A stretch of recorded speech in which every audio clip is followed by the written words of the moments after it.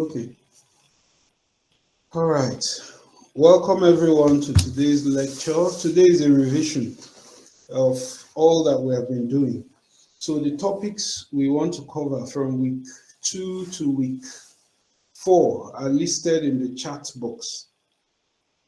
ICT and legislative drafting, application of ICT to legal research and drafting, technological innovations in legislative drafting, modern approaches to legislative drafting. So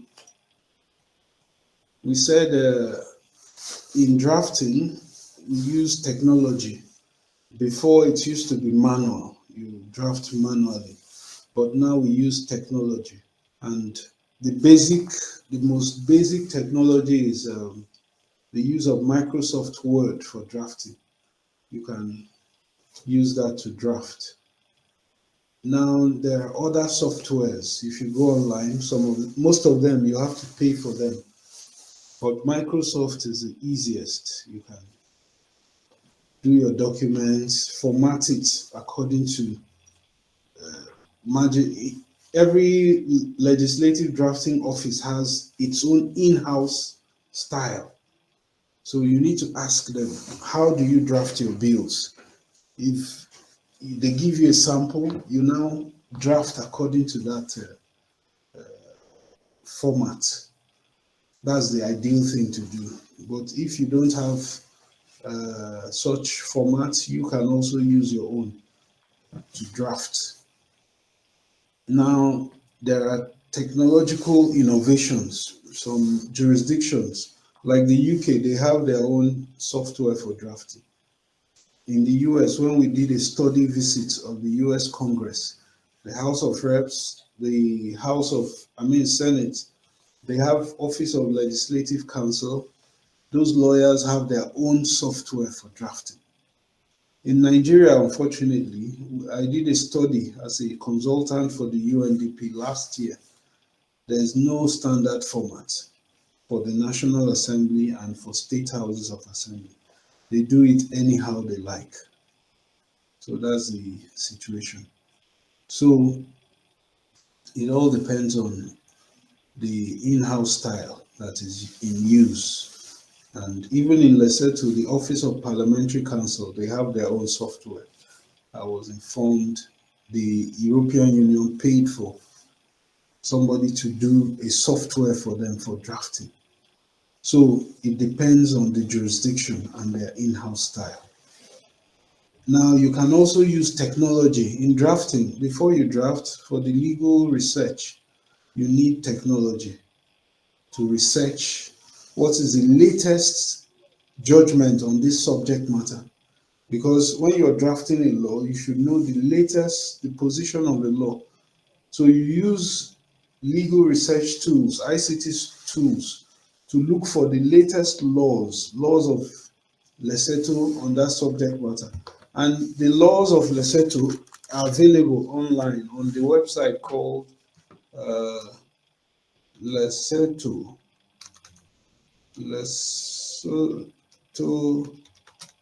Legal Information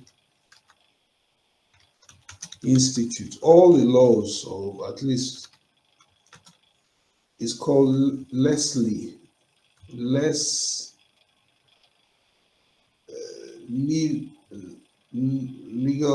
Leslie. That's how it's written. If you go online, you'll see their website. So Nigeria also has, this project was funded by some foreign organization. So Nigeria also has the Nigerian Legal Information Institute. So if you go online, you will also see NLII. So all the legislation of Nigeria, the electronic copy, the judgments of the courts of Nigeria, you can find them. So check the chat box, you will see. Now, we also mentioned that there are modern approaches to legislative drafting. One of it is consultation, mandatory consultations. Mandatory. It's not optional. Uh, so what that means is when you're drafting a law, you have to hold consultation. It is a modern approach. The United Kingdom had to pass a law to make it mandatory to hold public consultations before any law is passed in the year 1998 because the United Kingdom joined EU as a member. So this is something you need to know. Nigeria started it in the year 20, 2011.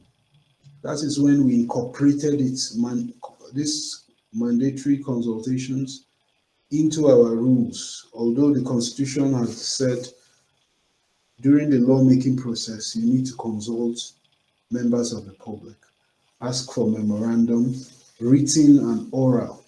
Now, another modern approach to legislative drafting is costs benefits analysis of any bill. It's now mandatory that when you're drafting a bill, you must accompany it with the costs benefit analysis. What will it cost the government and what will be the benefit? The reason you present this document is so that the lawmaker would make a choice on whether this bill is viable or not, feasible or not, cost effective or not. Nigeria also introduced this in the year 2011, Senate and House of Reps. Any bill seeking to establish a federal government agency must be accompanied with a document called Compendium of Financial Estimates. So this is in the UK they call it financial memorandum.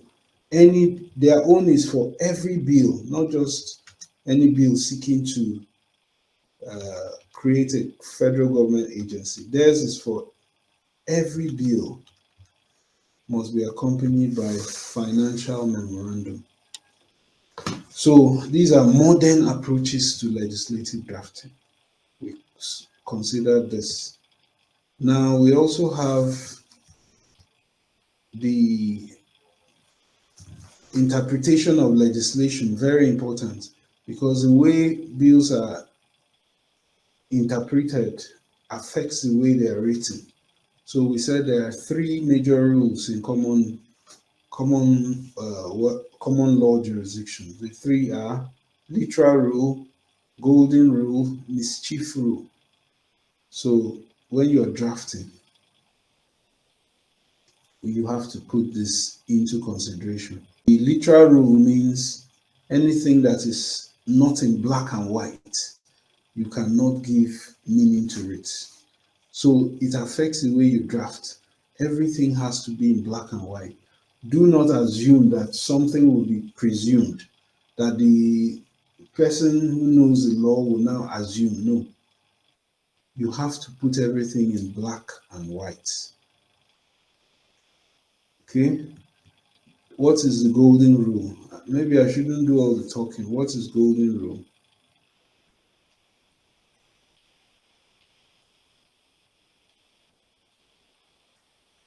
What is the golden rule?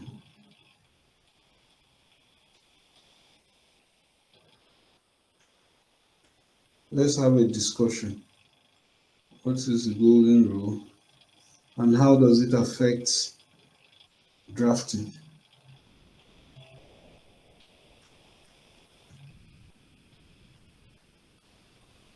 Okay, let's go alphabetically and have this discussion. Okay, Mr. Julo Emmanuel, your name comes up as number one. What is the golden rule? How does it affect legislative drafting?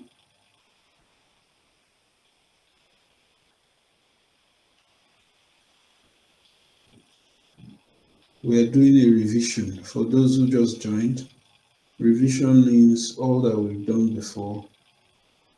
We just have a discussion over them.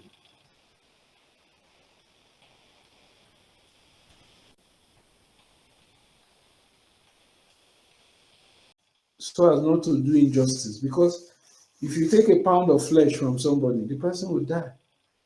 So the judge said, you can take your pound of flesh, provided, because the agreement says just considers the historical and perhaps the mischief that that particular law is trying to cure in the during the interpretation. good. So how do you discern the mischief that caused the lawmakers to make that law?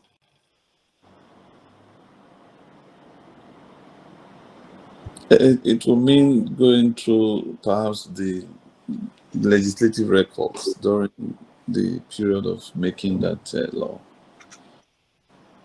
Excellent. That's it. Another name for it is Hayden's rule. Remember, most of these things came out of this is a case law that gave rise to this. So this is how it works. What is the mischief that led to this? What is that mischief? So, what was the intention of the parliament to cure this mischief?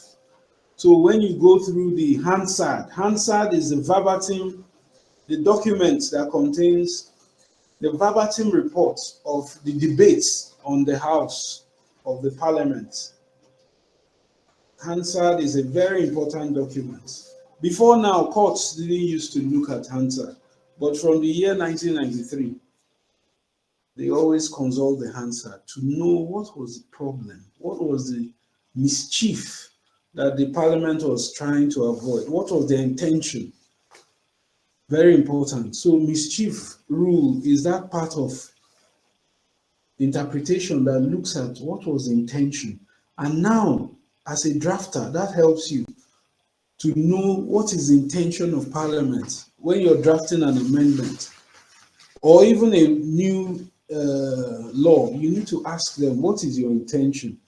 Is the intention to increase tax, to make more revenue for the government, or is the intention to increase tax to discourage a behavior? So it's not even the money that the government is after. They impose tax to discourage a behavior. I'll tell you, in one of my travels, I was a visiting lecturer at a university in India. Do you know that alcohol is so expensive in India? And you don't even have these shops that are licensed to sell alcohol. There are very few. So you see a queue. When I saw a queue of people, I said, what's going on Friday? They say they are waiting to buy alcohol. And you are only allowed, you show your license, you are allowed to buy maybe one bottle for the weekend. It's strictly regulated. So I was asking, why all these restrictions on alcohol? They said they have a problem of rape. Men take alcohol and the next thing they rape women. So to reduce the incidence of rape, the government has targeted alcohol to control, to regulate the use of alcohol.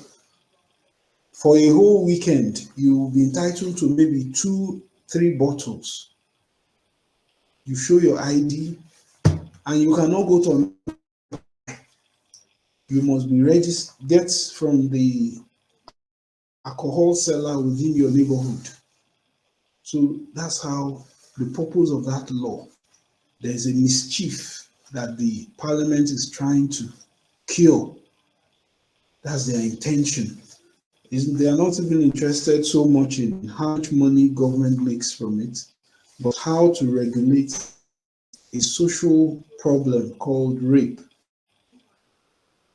To look at the answer, the debates, to know what you need to draft. That's the connection between drafting and statutory interpretation of statutes. We also said these are the 3 rules for law. Now, for civil law, their style of interpretation is called the proposed. Purposive approach means anytime they are interpreting any legislation, all they need to look at is the purpose clause. What is the purpose of this law?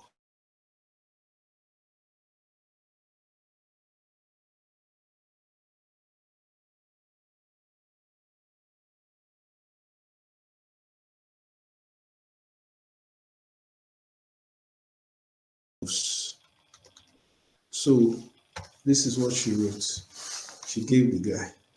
So you can see instead of one sentence, she wrote two sentences. Buy me one mongoose, add another mongoose. Now, the principle, how this applies in legislative drafting, when you are in doubt, when you are not sure, you err on the side of surplus by writing more to clarify.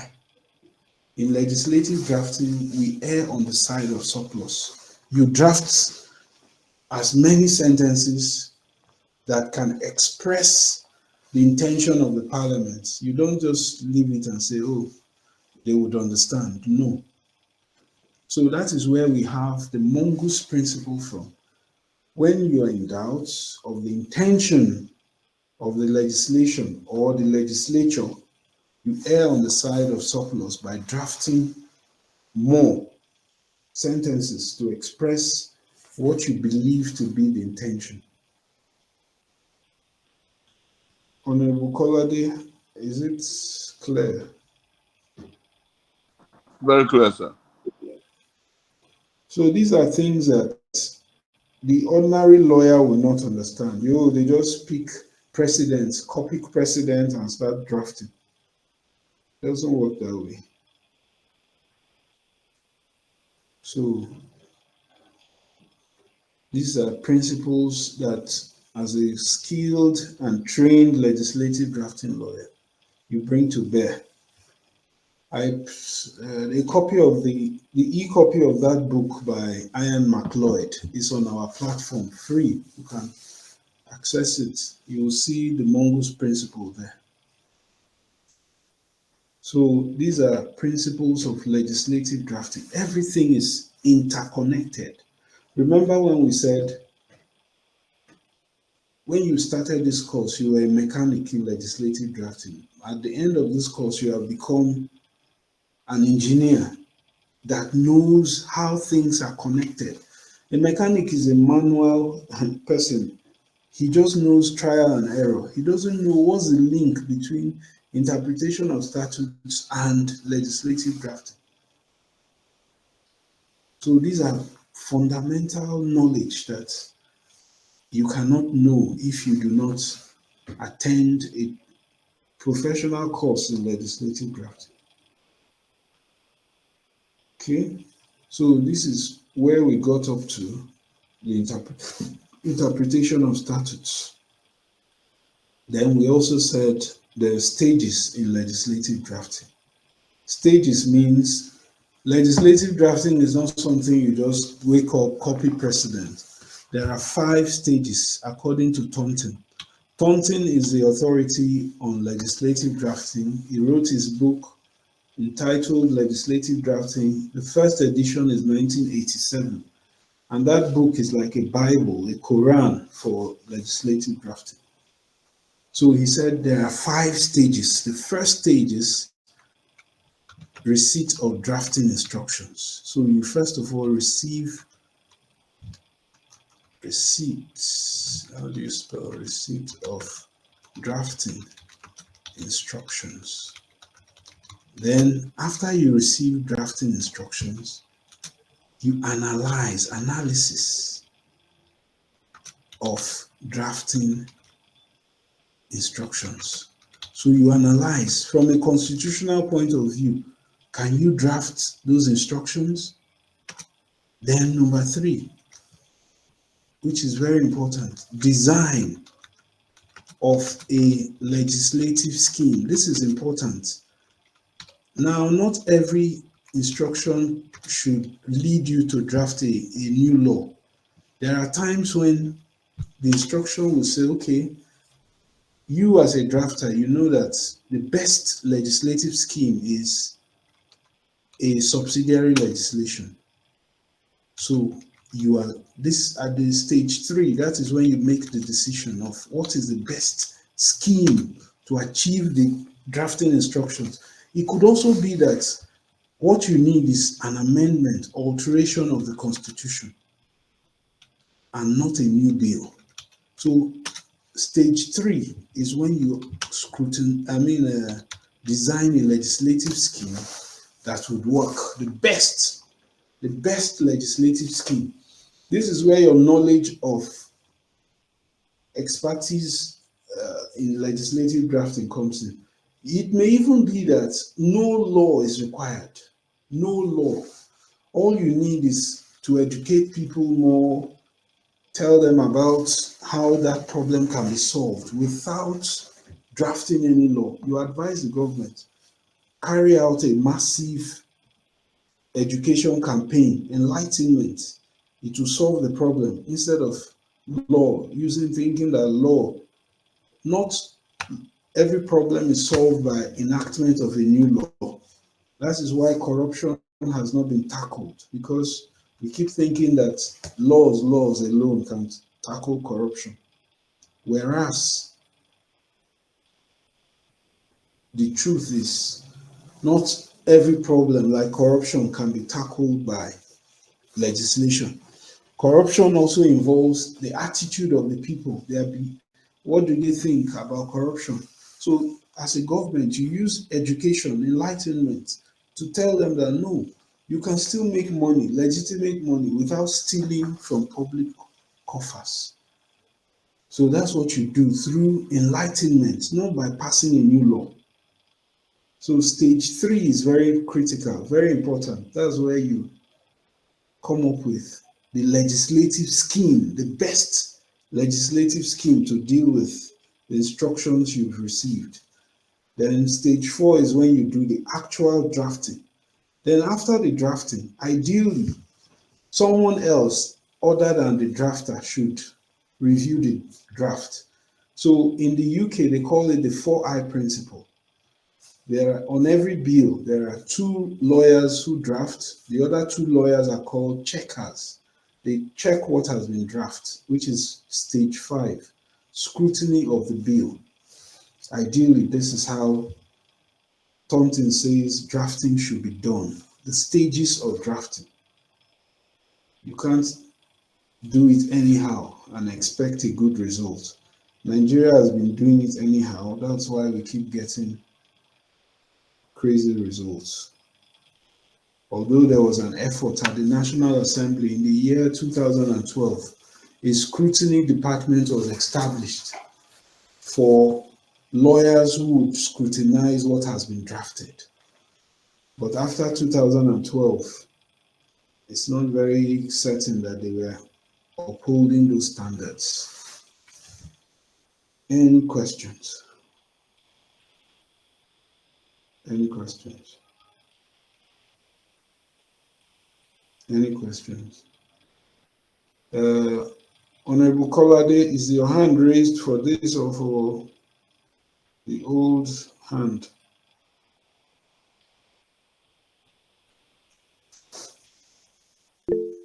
Yes, Oscar.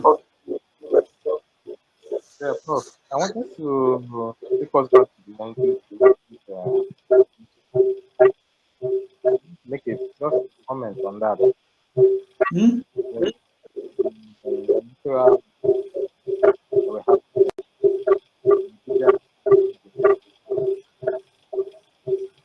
Nigeria, uh, amendment as that created the Oscar, there's a background noise.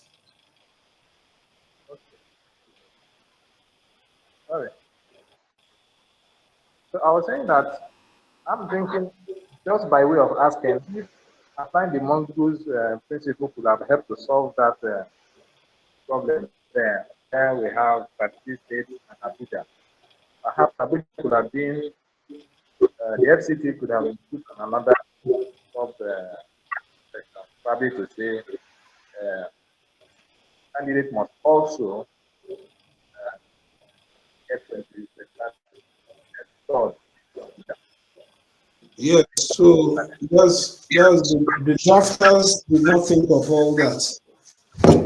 So yes, you're correct.